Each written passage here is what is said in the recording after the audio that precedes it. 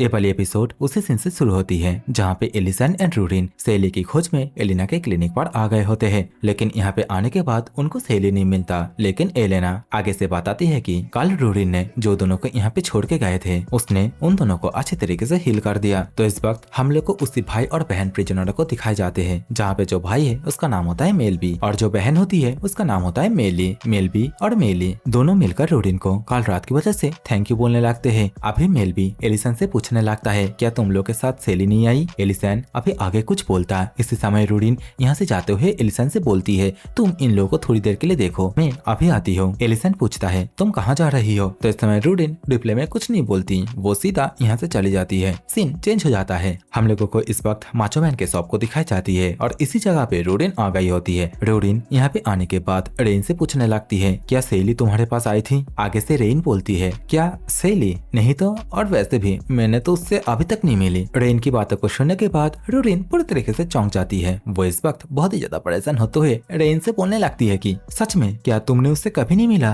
कुछ दिन पहले जब हमने सेली के माता पिता के बारे में तुमसे बात करने के लिए आए थे, उस दिन तो सेली भी हम लोग के साथ ही आई थी, तो फिर तुमने अभी तक उससे कैसे नहीं मिले हो। रेन आगे से बोलती है लेकिन उस दिन तो तुम और एलिसा ने यहाँ पे आए थे मुझसे बात करने के लिए, सेली वो कहाँ आई थी। रेन की इन सभी बातों को सुनने के बाद अभी रूरिन की हालत बहुत ही ज्यादा खराब हो जाती है। चीजें उसे समझ में नहीं आती। रूरिन अभी सिर्फ एक ही बात बोलती है आखिरकार ऐसा कैसे हो सकता है। सीन दोबारा से चेंज हो जाता है। हम लोग को क्लिनिक के अंदर का सीन दिखाया जाता है जहाँ पे चारों बैठ के सेली के बारे में ही बातचीत कर रहे थे। मेलबी इस वक्त हंसते हुए बोल रहा होता है कि क्या सेली हम लोग को उसके सिबलिंग्स बोले। अरे यार लगता है सेली अभी भी वैसा ही है, वो अभी भी एजेस को अच्छी तरीके से याद नहीं रख पाती है। एक्चुअली मेली उसकी सिस्टर है, मैं नहीं, पता नहीं कैसे, लेकिन फिर भी सेली मुझे अपना यंगर सिबलिंग्स बोलती है और एक तरीके से हम तीनों का एज सेम सेम ही है।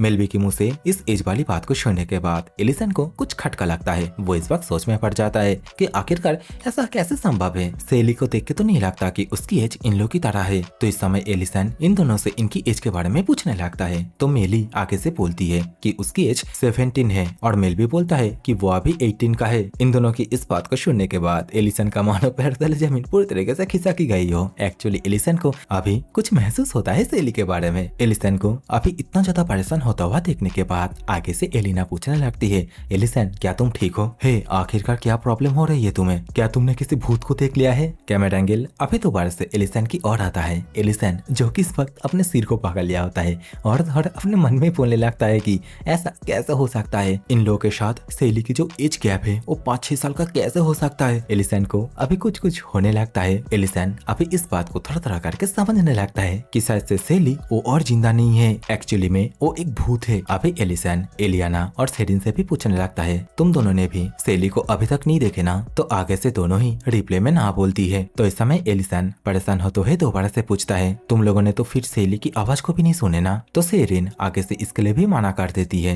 एलिसन की हालत और भी ज्यादा खराब होने लगती है। बेचारा इस वक्त अपने सिर को दोबारा से पकड़ते हुए सोचने लगता है इवन उस दिन जब हम लोगों ने रेना के पास गए थे सेली के माता पिता के बारे में बात करने के लिए, उस दिन रेना भी डायरेक्टली सेली के साथ बात नहीं की थी, मानो कि सेली हम लोग के साथ है ही नहीं। आखिरकार कैसे सेली से मेरे और रूरिन के अलावा और कोई मिला ही नहीं। रुको, यहाँ पे एक और चीज रूरिन ने मुझे बोली थी कि जब सेली पहली बार हम लोग के यहाँ पे आई थी तब वो गार्डियन बीस्ट पूरी तरीके से सेली के ऊपर भड़क चुका था। और तो उस दिन जब रूरिन ने मुझे वो हिब्रिन फ्लावर दिखाई थी और हिब्रिन फ्लावर के ऊपर से उसने जब बैरियर को हटाई थी तभी मुझे सेली की प्रेजेंस महसूस हुआ था। एलिसन अभी इन सभी बातों को याद करने के बाद बहुत ही ज्यादा परेशान होने लगता है। उसे यहाँ पे उसी हिब्रिन फ्लावर के बारे में याद आता है। तो वो इस वक्त एक पोर्टल ओपन कर लेता है। एलिसन को यहाँ से जाता हुआ देखने के बाद सेरेना पूछने लगती है क्या हम लोग को एलिसन के साथ जाना चाहिए। तो एलिना बोलती है मैं तो जा रही हूँ, लेकिन इस वक्त मेली और मेलबी अचानक से एलिसन की इतना भयंकर एक मैजिक को देखने के बाद पूरी तरीके से चौंक जाता है। सीन चेंज हो जाता है। रेस्टोरेंट के और का सीन दिखाया जाता है और इसी जगह पे मतलब सेकंड फ्लोर पर एलिसन अभी टेलीपोर्ट ओपन करके आ गया होता है। एलिसन अभी अपने सामने रूरिन को भी देखती है।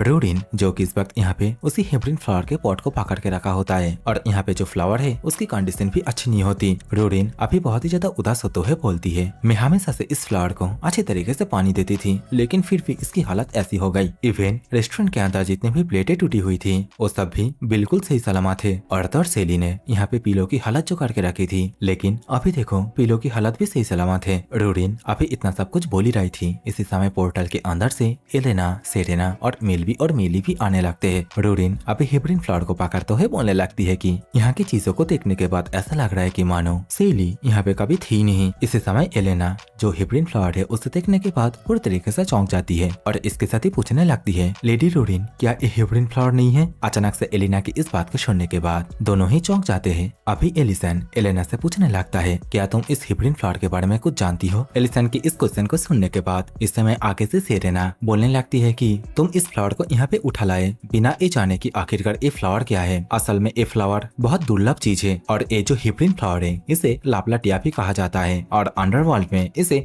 अनडाइन फ्लावर के नाम से जाना जाता है। कहानियों में कहा गया है कि इस फूल का संबंध आत्माओं के उत्थान, इच्छाएं और पुनर्जन्म से होता है। रिकॉर्ड्स में लिखा हुआ है ये फ्लावर किसी डेड पर्सन की आवाज किसी जीवित तक पहुंचाता है और पहुंचाने के बाद मुरझा जाता है। सेरेना की इन सभी बातों को सुनने के बाद एलिसन एंड रूरिन पूरी तरीके से शॉक हो जाता है। सभी को अभी समझ में आने लगता है कि आखिरकार सेली को किसी ने क्यों नहीं देखा, उसकी आवाजें किसी ने क्यों नहीं सुनी। मेल भी अभी बहुत ही ज्यादा परेशान होते हुए पूछने लगता है कि आखिरकार तुम लोग क्या बातें कर रहे हो? सेली क्या वो ठीक है? कहाँ है वो? मेलबी की इस बात को सुनने के बाद आगे से रूरिन मेलबी से पूछने लगता है, मुझे लगता है तुम लोग कोई ऑर्डिनरी प्रिजनर नहीं हो। मुझे शुरुआत से बताओ आखिरकार तुम लोग सेली से कैसे अलग हुए? रूरिन की इस क्वेश्चन को सुनने के बाद मेलबी और मेली दोनों ही बहुत ही ज्यादा उदास हो जाते हैं। मेलबी इस वक्त बोलने लगता है कि हम लोग कोई प्रिजनर नहीं है बल्कि हम लोग स्लेव से, हम लोग सेली से एक सेल के अंदर मिले थे। और मेलबी की इतना बोलने के साथ ही सीन चेंज हो जाता है। हम लोगों को 5 साल पहले पास्ट के सीन को दिखाया जाता है जहाँ पे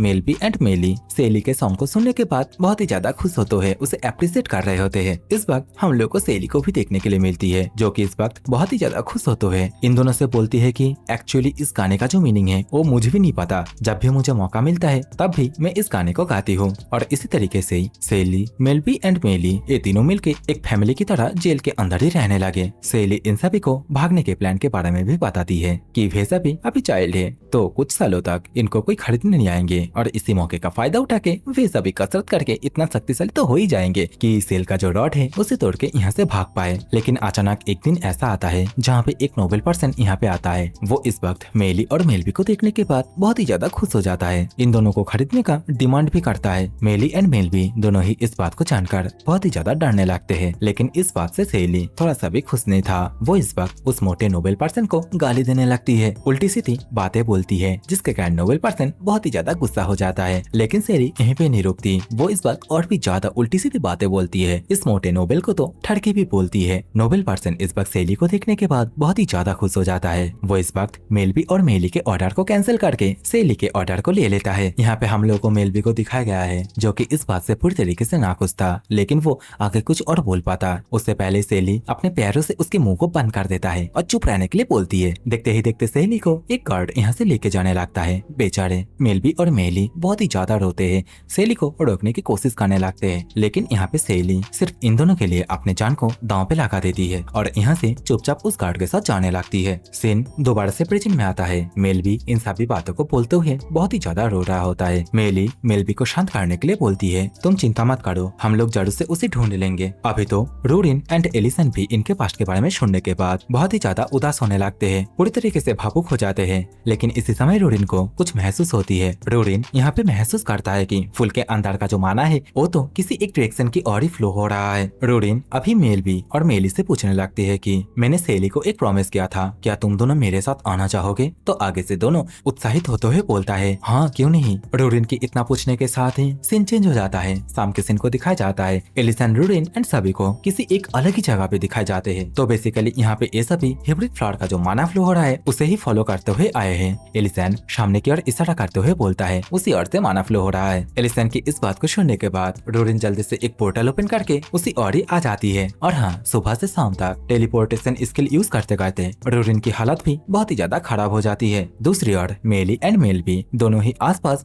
सेली सेली करके पुकारने लगते हैं। बेचारे इन दोनों को सेली के साथ बिताई हुई पास्ट के कुछ यादें आने लगते हैं और इसी तरीके से हिब्रिन फ्लावर से निकली हुई माना फ्लो को सर्च करते करते रात हो जाती है। वे सभी इस वक्त एक ऐसी जगह पे आ जाते हैं जहाँ पे सामने की ओर एक टावर जैसा कुछ होता है। एलिसन रूरिन को बोलता है कि उसी टावर के अंदर से ही माना फ्लो आ रहा है। तो इस बात को सुनने के बाद रूरिन दोबारा से टावर के पास ही टेलीपोर्टेशन मैजिक ओपन कर लेता है और देखते ही देखते सभी लोग टावर के अंदर आ जाते हैं। लेकिन इस वक्त टावर के अंदर सामने की और कुछ ऐसा होता है जिसको कि देखने के बाद मेलबी एंड मेली दोनों ही पूरी तरीके से स्टन रह जाते हैं। तो कैमरा एंगल जैसे ही सामने की ओर जाता है हम लोग को यहाँ पे एक डेड बॉडी पड़ी हुई दिखाई जाती है एंड ऑब्वियसली ये जो बॉडी है ये सेली की ही होती है। तो सेली की बॉडी को यहाँ पे देखने के बाद एलिसन एंड रूडिन की हालत तो आप लोग देख ही सकते हो। इन दोनों के पास करने के लिए और बोलने के लिए कुछ नहीं होता। सामने की ओर मेलबी एंड मेली दोनों ही सेली की बॉडी के पास जाके फुट फुट के रोने लगते हैं। तो अभी की हालत ऐसी होके रखी थी, लेकिन किस्मत से अभी वही 5th क्लास मैजिशियन और तौर वही घोड़ा गाड़ी वाला यहाँ पे आ जाता है। घोड़ा गाड़ी वाला अभी मैजिशियन से बोल रहा होता है कि जितने भी स्लिप्स से वे सभी भाग गए हैं। वो इतना बोल ही रहा था, इसी समय उसकी नजर सामने की ओर जाता है जहाँ पे वो देखता है कि एलिसन एंड रूरिन अपनी टेढ़ी टेढ़ी आंखों से इन लोग की ओर ही देख रहे हैं। अचानक से यहाँ पे रूरिन को देखने के बाद घोड़ा गाड़ी वाला और तौर 5th क्लास मैजिशियन दोनों की ही हालत पूरी तरीके से खराब हो जाती है। अभी तो मेली एंड मेलबी भी इन दोनों को देखने के बाद बहुत ही ज्यादा गुस्सा करने लगते हैं। ये जो 5th क्लास मैजिशियन है जो कि शायद से एलिसन को जानती है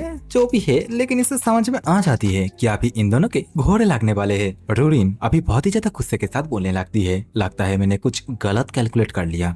रूरिन की बातों को सुनने के बाद मैजिशियन अपने बचाव में मैजिक सर्कल कास्ट करने लगती है और देखते ही देखते रूरिन के ऊपर अटैक करने के लिए कूद पड़ती है। लेकिन अभी ये 5th क्लास मैजिशियन देखता है कि इसका जो मैजिक सर्कल है वो तो अचानक से क्रैक होने लगे हैं एंड ऑब्वियसली जैसे ही कैमरा एंगल सामने की ओर जाता है हम लोग को यहाँ पे एलिसन को बहुत ही ज्यादा गुस्से में दिखाया जाता है एंड उसके मैजिक को यहाँ पे एलिसन ने ही नालीफाई किया होता है। और इसी मौके का फायदा उठा के आगे से रूरिन अपने हाथ में एक माना बॉल जैसा क्रिएट करता है और देखते ही देखते इन दोनों के ऊपर लॉन्च कर देता है और रूरिन के इस एक ही अटैक में वे दोनों पूरी तरीके से धूल में मिल जाते हैं।